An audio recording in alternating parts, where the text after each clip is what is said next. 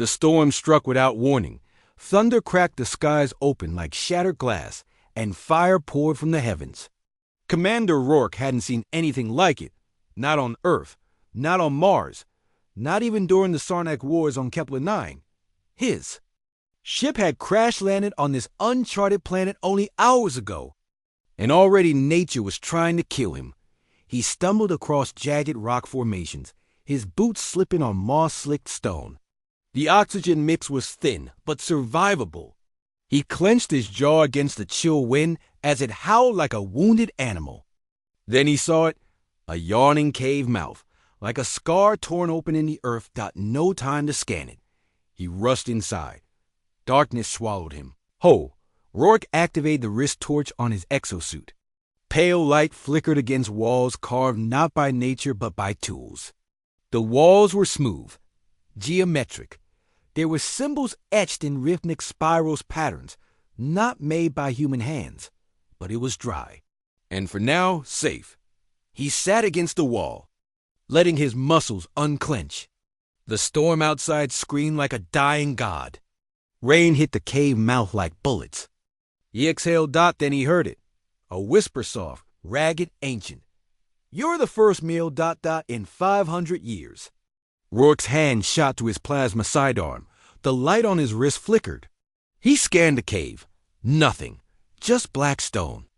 And the hum of the storm beyond. Who's there? He barked, silence, he flipped open his helmet's sensory suite. No heat signatures. No movement. No life. But something in the air had changed, ionized, charged, like something awakening. I waited. The voice came again. 5 centuries, in silence. The stars left me behind. But now, you've come.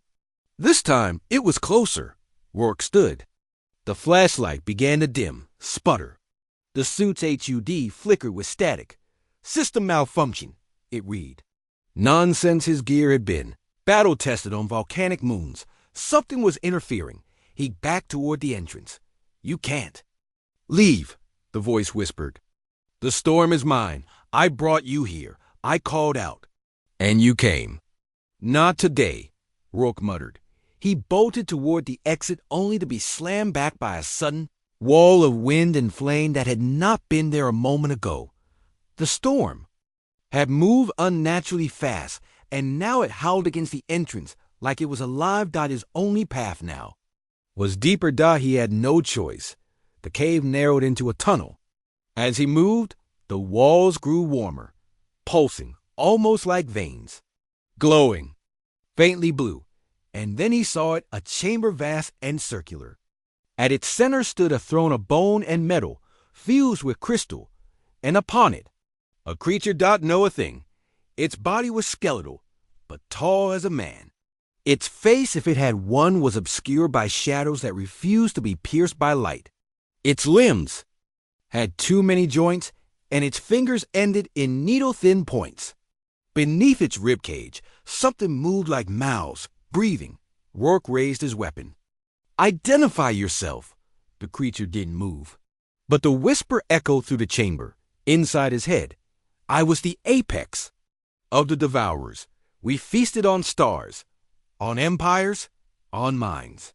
Rourke narrowed his eyes. The Devourers were ancient, galactic mist monsters that consumed civilizations before the Galactic Concord even formed. But mist didn't control weather. Mist didn't whisper in your mind. You were imprisoned here, Rourke realized.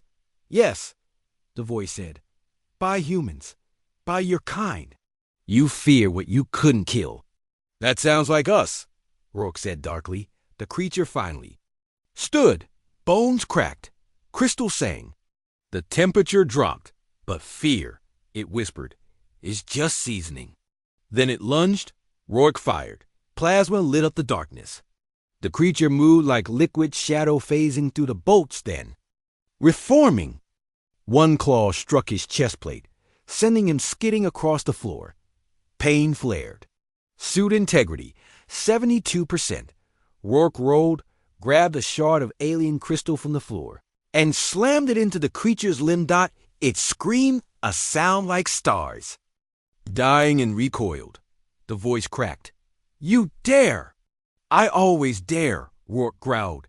He reached into his suit's emergency pack, pulled out a mini reactor core. Dangerous, unstable. One overload could level a mountain. I remember. Now, the creature hissed. You were bred from the Warclans. You lit suns just to blind your enemies.